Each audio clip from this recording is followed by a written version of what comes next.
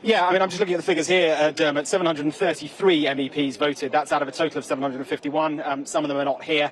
383 voted for Ursula von der Leyen. 327 voted against. 22 abstentions and 1 invalid vote. So I think you could honestly say that is hardly a mandate. She got the job, but she didn't get it by a very wide margin. There are people in this chamber who are concerned about her politics. There are people that are concerned about the way in which she was thrust into this position, as one MEP put it, and there are people that are concerned about both. Ursula von der Leyen is not a household name outside Germany. She's Germany's defence minister. She's someone that some Germans think is superwoman, as one German colleague described her to me. Others think she is a failed minister. She's a compromise candidate on the behalf of the European Council, the leaders of the European Union, the heads of state, heads of government. They had proposed a different makeup of people and eventually came down to her being the best candidate for the job of European Commission President to take over from Jean-Claude Juncker. He stands down at the end of his 5-year term at the end of October. That is when she will take over. And so she is a key figure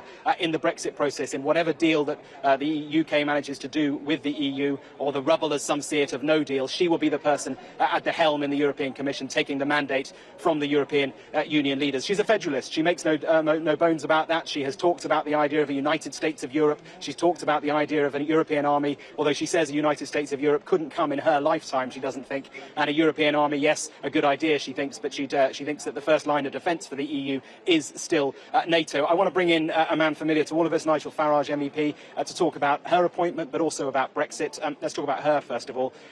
Clearly, you're not a fan of hers. She's not a communist, though. You called her a communist in the chamber today. No, I didn't. I said that what they're doing is they're creating, in Brussels, a modern-day version of communism. You called her a communist? No, I didn't. I said they're creating a modern-day version of communism, by which I mean that the power, the government of Europe, is the unelected European Commission, and she said in the next 5 years she wants to have a European minimum wage, a European immigration policy, European social security, a foreign policy where no individual member state can have veto rights, continued expansion, and, if possible, the completion of a European army.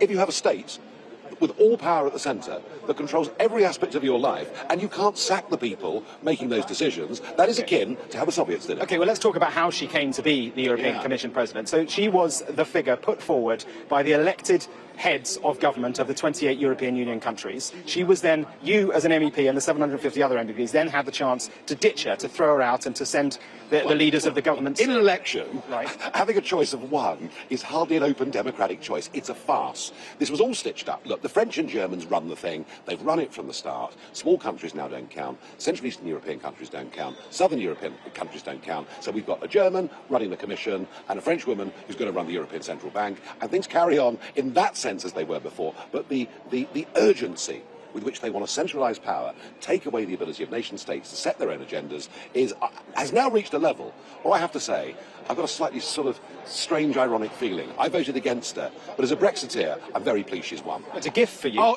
she's the pin-up girl now for the Eurosceptic movement, for the Brexit movement. If we had a second referendum, she would be on every single leaflet of the Leave campaign. How do you suggest that the European Commission President is voted on then? Should there be a plebiscite for the whole, every person in the EU? It's a much bigger question. I mean, when we had the European Constitution, I'm going back 15 years, I did say in that chamber that if they wanted legitimacy, they should actually make the European Parliament the place where decisions are made, that ministers and effectively the equivalent of a Commission President would sit in the European Parliament, would be elected by the people, and if they democratised it, they might have found support across the continent. They've chosen not to do that. They've stuck with this very outdated 1950s model, and what you've seen today is nearly half of MEPs, even with their backs to the wall and facing this difficult choice of one person, did not vote for her. And what that tells you is, it's not just the Brits who aren't happy with the way this is being run. That feeling is spreading across the whole of the European Union. Right, let's talk about Brexit then, because it became clear last night that both Boris Johnson and Jeremy Hunt now seem to think that a backstop is a non-starter, come what may, even if it had a time restriction on it, even if it had a unilateral exit.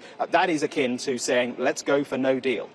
Well, it's very interesting, isn't it? Because she today made it very, very clear there is no give on the Irish backstop. Made it very clear in her speech today that that's her position. Yeah, but they always have done. So what's happening in London is they are just dismissing something that was never on offer anyway here. Well, they're trying to win an election, and I think it's quite common that people say things they don't really mean to win contests, particularly when the stakes are as high as becoming Prime Minister. Look, if Boris Johnson or Jeremy Hunt are sincere in what they say, then there is only one way that Brexit can be delivered, and that is to have an autumn general election on the subject. Because if you look at public opinion, give the British people the binary choice.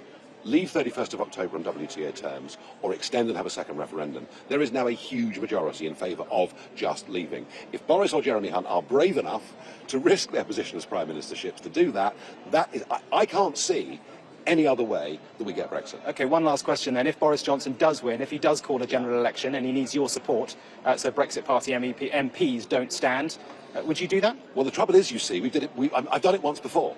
I believe Theresa May. I trusted Theresa May after, after the Lancaster House speech, and she let us down completely. Why would I believe Boris? Look, Boris Johnson can't win that election without some sort of deal with the Brexit Party. He can make you the US ambassador. Well, that would be buying me off, wouldn't it? I mean, fun though it would be. The thing is this: you can't just make the Brexit Party go away. It isn't going to go away.